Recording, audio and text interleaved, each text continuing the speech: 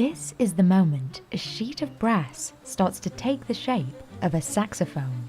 Handcrafted precision has been part of Henri Selmer Paris' production since 1885. But the use of Selmer saxophones by jazz legends like John Coltrane on his album A Love Supreme helped the brand reach icon status. Since then, musicians have chased the Selmer sound, making vintage and new Selmer prices skyrocket. Top-of-the-line pro-level Selmers are twice the price of the company's biggest competitors, and the most expensive ones cost over $30,000. But do Selmer saxophones actually sound any different? Or is it just reputation that makes them so expensive?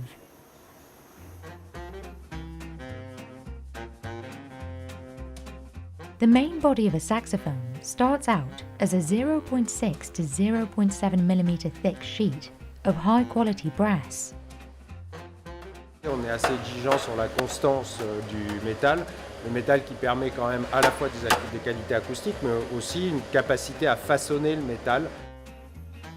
Thierry Auriez has been president of Henri Selmer Paris since 2021.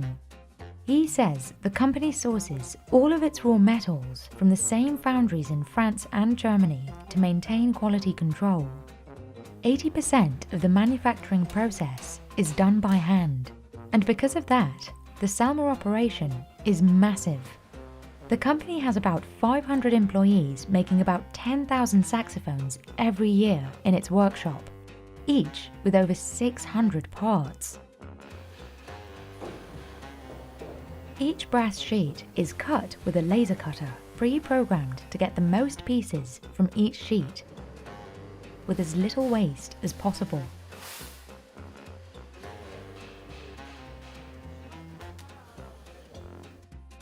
These cutouts will form the four main parts of a saxophone: the neck, the body, the bow, and the bell. Selmer makes 6 types of saxophones. The 4 main pieces have different specifications for each type. After the pieces are cut and given a basic shape, the bodies and necks are bent by hand by a craftsperson called a boilermaker. The bell is also pushed through this ring made in-house from liquid tin, which gives it a more precise shape. The flare of the bell is then attached to a thin brass ring to reinforce it and hammered into place by hand. The necks are bent into their crook shape with this device. Bows and bells are typically made by pressing the sheet into a mold, creating 2 identical halves, which are then soldered together. The workers pore over every inch of the instrument, down to these mouthpieces or beaks, which are molded from a vulcanized rubber called ebonite. Ah bah ici c'est beaucoup de temps. Ah oui, si on doit tout contrôler.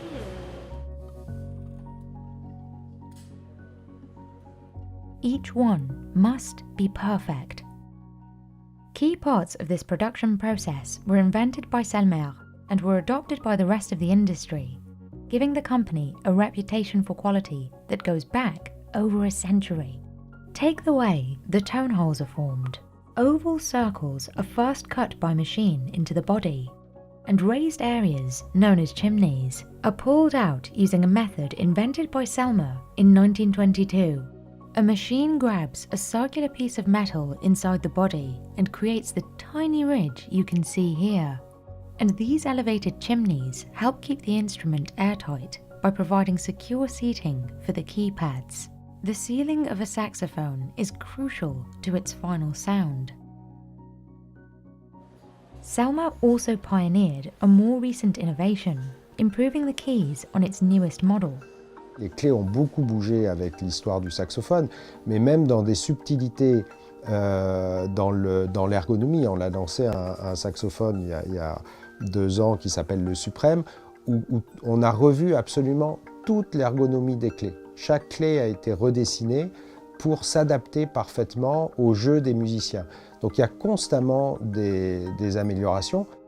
The company spent 12 years designing the Supreme, named after Coltrane's album, working with dozens of saxophonists around the world.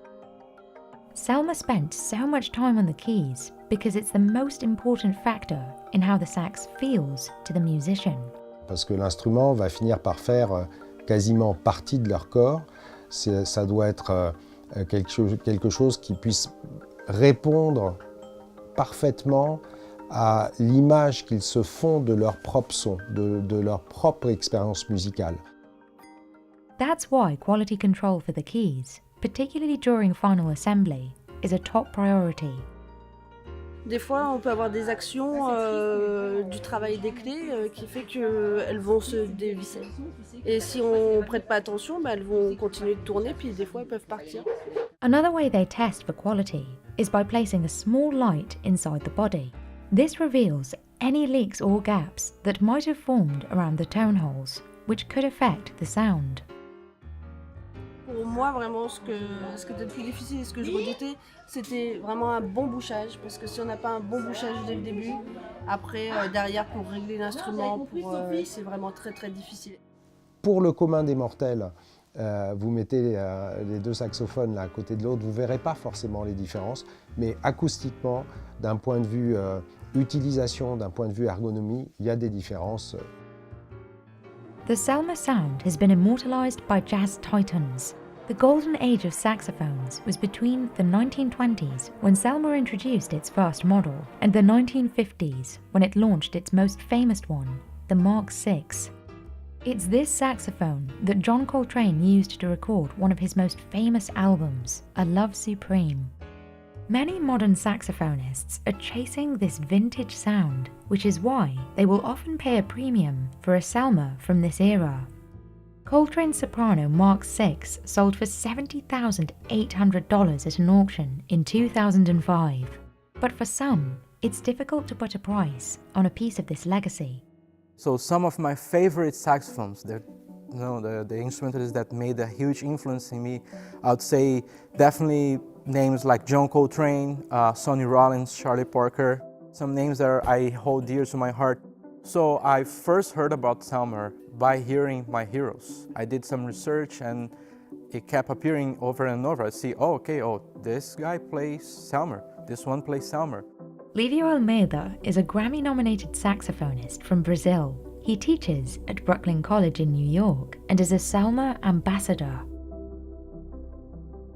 Selmer has a program called Rewind, where it buys and sells refurbished Selmers for those looking for a more vintage sound.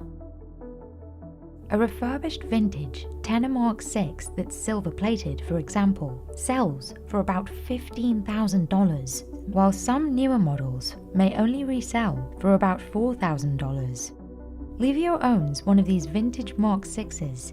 He says there's something special about owning a piece of history. And this is an ongoing discussion. What is better, vintage or modern, right? And of course, this instrument here, the Mark VI, represents an era that many instrumentalists from the golden era of jazz had played this instrument and sort of have, this type of sound in their music.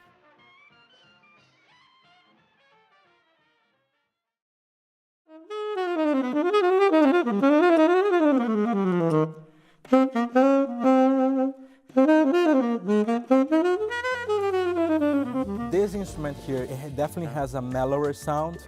I love the vintage horns because of this character they have.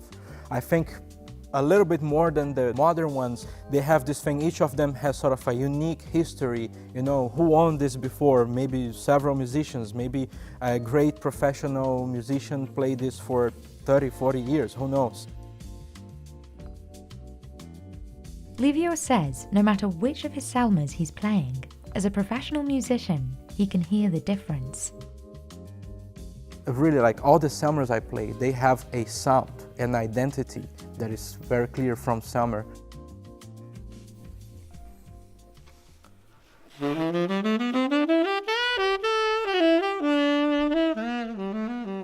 It has a center chord that I like, so it feels like it has a lot of meat in it. And it has a certain malleability, that I can sort of, play around with it and manipulate as I please. And it's also a broad sound that has a lot of possibilities with, you know, like a good distribution of mid and high and low frequencies in it. Livio owns 3 Selmers, and his tenor supreme is priced at about $12,000. But these instruments can get much more expensive, especially when you start adding on luxury finishing touches. Imaginez qu'on lance une nouvelle couleur de vernis, une nouvelle finition de vernis. Il va de soi que c'est un choix esthétique, mais ce choix, on va le valider acoustiquement. A saxophone goes through multiple stages of polishing, both by machine and by hand, to bring out the luster of the brass. Ensuite, il y a toutes les opérations bufflage puis de polissage, ce qui fait qu'à la fin, c'est presque magique. C'est-à-dire vous avez le corps d'un saxophone et vous avez le sentiment qu'il a été fait en une seule pièce. A special finish, while adding to the aesthetic, can affect the instrument's tone and price. For example, a tenor supreme can reach about $30,000 with a gold-plated finish. Selmer has also been engraving its instruments with signature designs since the beginning. La gravure, historiquement, est plutôt autour de thèmes floraux qui sont développés dans les années 30 et 40, qu'on a tendance à respecter mais à moderniser. But the final step in making a saxophone, and one of the most important, is to check the sound. And the best way to do this is by playing it. Et une fois que cet instrument est fini, on va le faire certifier par un musicien professionnel, avec souvent un dialogue avec le finisseur, pour aboutir à un instrument irréprochable.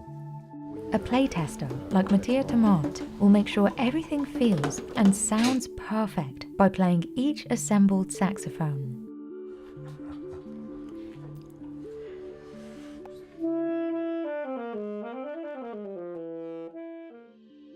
Au niveau des bruits, il n'y a pas de bruits bizarres. Selmer requires its playtesters to be high-level musicians, like its customers. Mattia is currently studying for his masters at the Conservatoire de Versailles. If something sounds off, he will go back and inform the final assembler, who will check for any leaks or flaws in key assembly. Même dans les mêmes modèles, il y a quelque chose qui se change parce que c'est un instrument artisanal, c'est normal qu'il y a des petites choses qui changent, mais ça c'est la beauté de la variété dans la musique.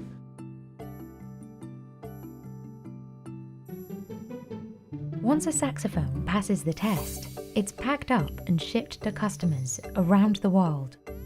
Ultimately, Thierry says Selmer's instruments are only as good as the musicians who play them. On travaille énormément et tout le temps avec des musiciens, puisqu'encore une fois, nous, entre guillemets, on ne fabrique que des outils. Alors on essaie de faire en sorte que ces outils soient les meilleurs du monde, mais celui qui va utiliser l'outil pour réaliser une œuvre, c'est le musicien. Les musiciens, c'est quand même l'âme de Selmer.